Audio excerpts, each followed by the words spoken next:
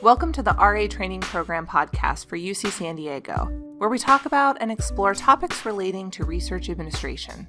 I'm your host, Nicole Joyce.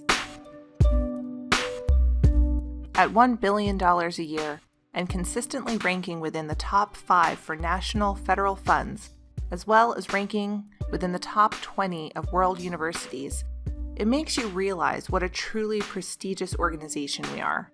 Our researchers are some of the most brilliant and creative minds in their field, leading groundbreaking initiatives. But too often, we tend to forget about the impressive workforce of dedicated staff who work with such ferocity and commitment and handle the day-to-day administrative and regulatory processes that help facilitate sponsored research. In working with this group for the past 5 years, I've met some of the most dedicated, knowledgeable, analytical, detailed, and passionate people. These people care so much about the details, and there are a lot of details to worry about. They work long hours against tight deadlines and do it all over again the next day. So today, we start our first episode by taking a look at the genesis of the RA training program. We start with Dr. Sandra Brown, the Vice Chancellor for Research. I sat down with Dr. Brown to get her thoughts from a leadership perspective on the development of this program. I started by asking Dr. Brown where the idea for this program came from, and what were the needs that pushed the university to create this program? Oh, that's a great question. Over a period of about the past 9 to 10 years, the university as a whole has doubled its research funding. That means more grant applications, more awards made, many more to be managed, and from very different types of sources as we've diversified our portfolio. So Dr. Brown makes an interesting point. In 2007, the university received over $714 million in research funding. But in 2010, we surpassed the $1 billion a year mark and have been holding at $1 billion in research funding annually ever since. It should be noted, however, that we actually propose over $4 billion every single year. That's a lot of transactions. And essentially, this program is supporting the $4 billion of effort and the $1 billion of research funding we receive and have to manage. So it's really important for people who are involved on the administrative side of grant proposal development and management of those awards to have the right kind of resources to be able to do their job and to answer the unending questions that our faculty have about their grants. So it really came from this push over the past 10 years with the expansion of research. With funding, I think there comes more responsibility on the part of research administrators. And it is important for us, for researchers, to be able to focus on the topics that they're interested in, the science that they're interested in, the applications that they're interested in, and spend as little time as is really necessary to be able to manage the administrative aspects of the grant. These have been the growing regulatory climate has resulted in many more administrative demands, so that by some counts, about over 40% of a researcher's time is spent on actually the administrative aspects of the grant. We want that rate to be much, much lower so that more time can go to the science and to the projects that they're invested in. So imagine you are a research scientist. You have spent the majority of your adult years going to school for a specific topic, spent countless hours investigating that topic, and chasing money to fund the research that you do. Ultimately, your research topic is the foundation upon which you have built your education and your profession. Now imagine that while you were busy trying to focus on your research, designing experiments, writing papers, teaching classes, and keeping up to date with things like progress reports, it's easy to see the value in having a knowledgeable research administrator that you can rely on, who is there to help you navigate the world of regulations, assist you with managing the money so that you not only stay compliant, but also keep enough money in the bank to keep your research funded. Ideally, research administrators decrease that 40% of administrative work that Dr. Brown mentioned, allowing scientists to spend more time focused on their research. I was then curious what the goal for the program was in the eyes of the university and how she incorporated her vision to accomplish these goals.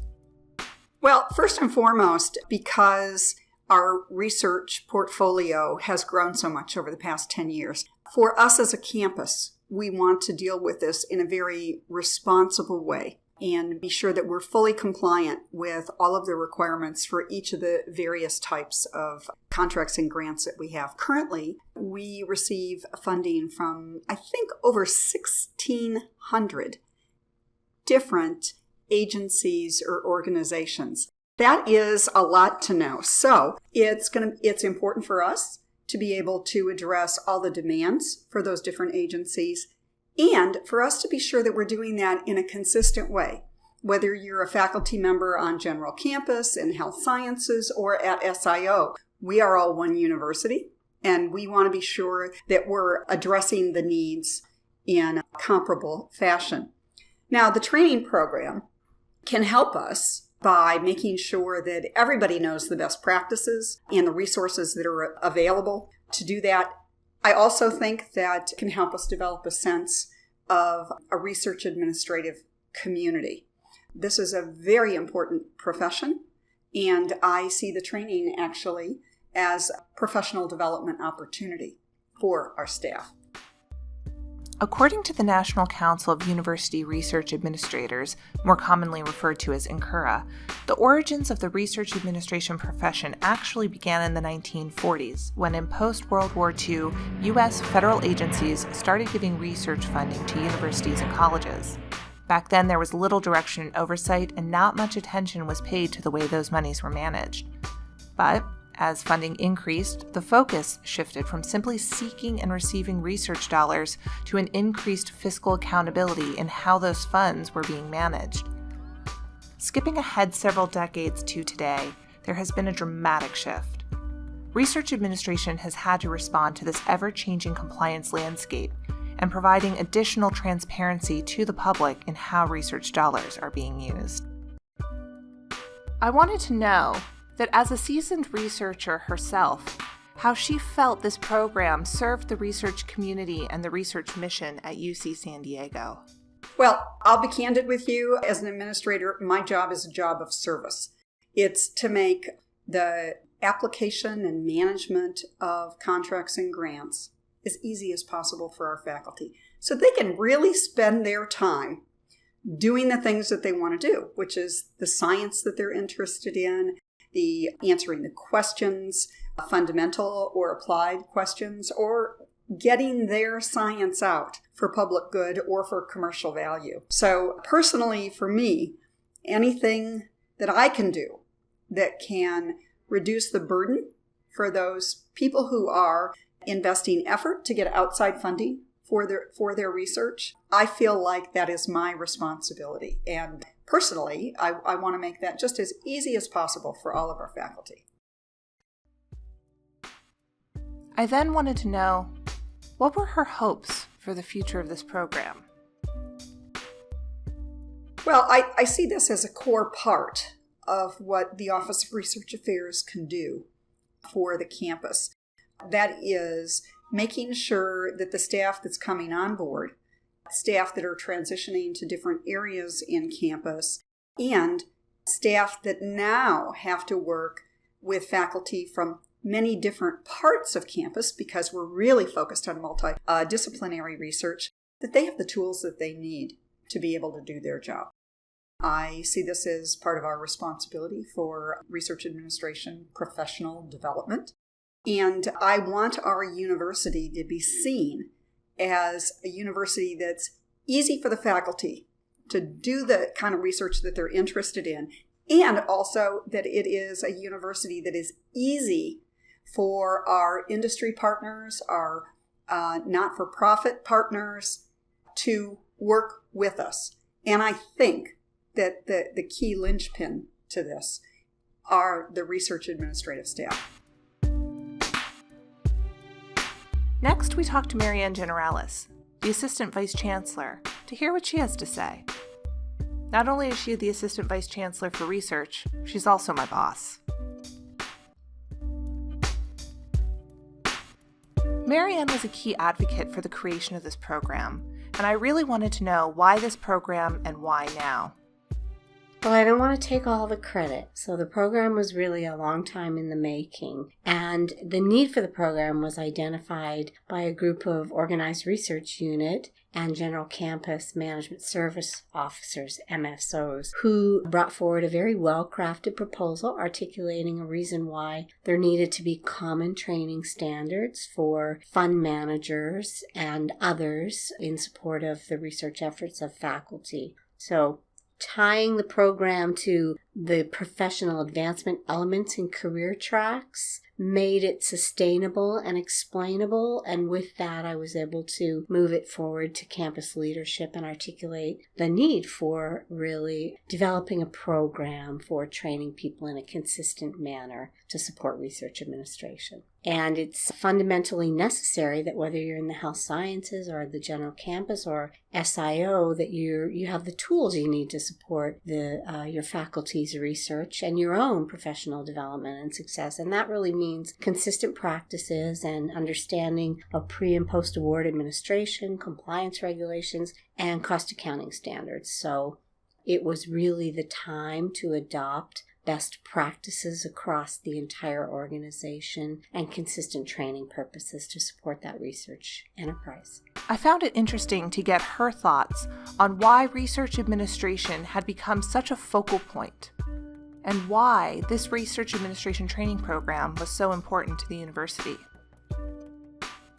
I want to approach that from the perspective of the staff. I really think that the university, in a way, acts as a free market environment for staff to develop professionally. And a lot of times what you see is people being limited in their ability to move between different areas of the campus because they don't necessarily have an understanding of supporting clinical research, including human subjects, or a faculty member with animal research, or just a knowledge of non-NIH pre- and post-award administration. And we have funding from lots and lots of different sponsors, including Department of Defense, Department of Energy, Department of Education, and they're all unique in some way. And having staff who can move freely around the campus within that competitive environment is good for the university because it ensures that when one person moves on, another individual can come in and fill that need because they've been trained appropriately. And it also allows people the flexibility to move around and experience different parts of the university. I think it's really, that movement is good for staff and for faculty. And I think the research administration training program facilitates the possibilities for that advancement in staff careers. Because UC San Diego is such a large institution, and this program was designed with the intent to serve the general campus, health sciences, and marine sciences, I wanted to know from her what she thought were the benefits of such a collaborative cross-campus program.